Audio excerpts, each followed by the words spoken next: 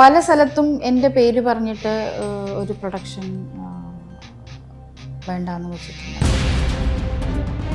അറിയാത്തൊരു കാര്യം പറയാൻ പാടില്ല, നമുക്കറിയാൻ പാടില്ലാത്തൊരു കാര്യം പറയാൻ പാടില്ല.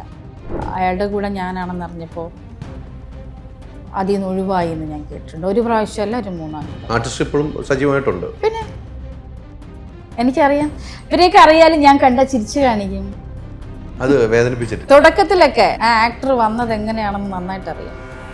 ആക്ടർ എന്തായിരുന്നു നന്നായിട്ട് എനിക്കറിയാൻ കഴിയും. ആദ്യത്തത് ഞാൻ വെച്ചു, രണ്ടാമത്തതും കൂടെ ആയപ്പോഴാണ് ഇതെന്തോ മൂന്നാമത്തത്. തിരുവനന്തപുരമോ കൊച്ചിയോ നമ്മുടെ കൂടെ പേരായിട്ട് അഭിനയിച്ചില്ല എന്നും നമുക്ക് ഇഷ്ടപ്പെട്ട ഒരാളുടെ പേര് പറയാൻ പറയും.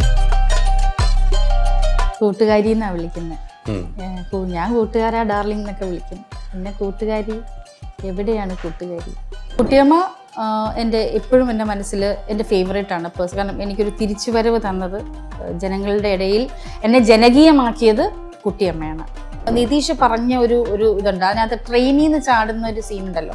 ആ സീക്വൻസിലാണ് വർഷങ്ങൾക്ക് ശേഷം ഈ മനുഷ്യൻ അയാളുടെ ഭാര്യയെ ഒന്ന് തൊടുന്നത്.